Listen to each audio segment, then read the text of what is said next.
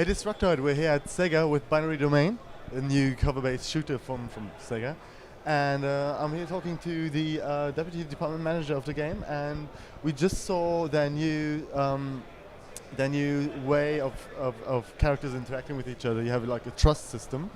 And could you maybe elaborate on how the trust system works and what's the new and innovative thing about it? So in Binary Domain, as you saw, it's a cover and fire TPS, but it's not only that. It's your players are more encouraged to work as a team with the other team members. You have free choice as to who you take with you, during which missions.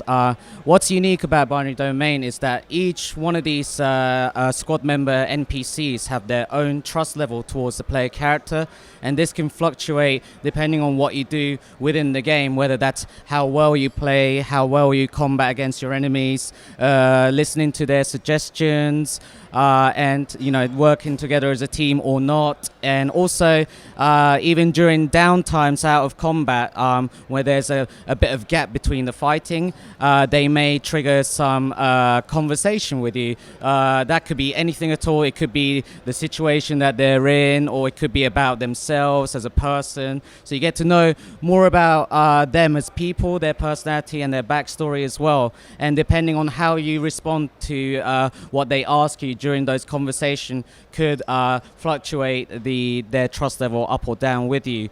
And what that affects on a larger scale is that during the story, the main spine of the story doesn't really change too much, but depending on who you have with you and what kind of trust level you have with them, different events might trigger. So there's variations in that. Also during combat, some of them may suggest different combat tactics with you, and this is really an ongoing thing. So even your response towards their tactic suggestion fluctuate the trust level. Obviously, as human beings, when you suggest something to someone and they refuse, then you're not very happy with them. If you agree with stuff with them, they get very happy. Also, whatever you decide to do, if you perform it well, then overall the trust goes very high. If you don't perform it well and the whole squad becomes in danger, then it drops quite low.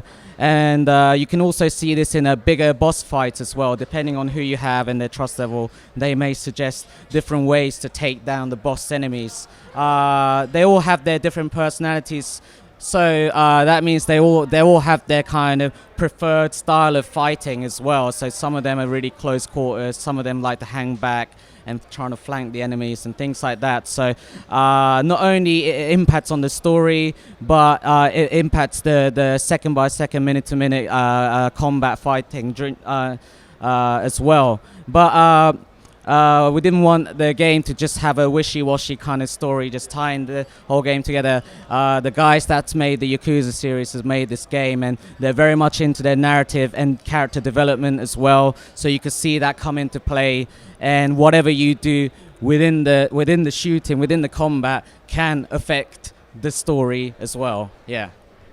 It's again really nice to hear, and it's good to see that the Yakuza team is that involved with the game. Destructoid, this is a game you really have to look forward to. It looks very interesting. The visuals are amazing. Look forward to more news on the front page.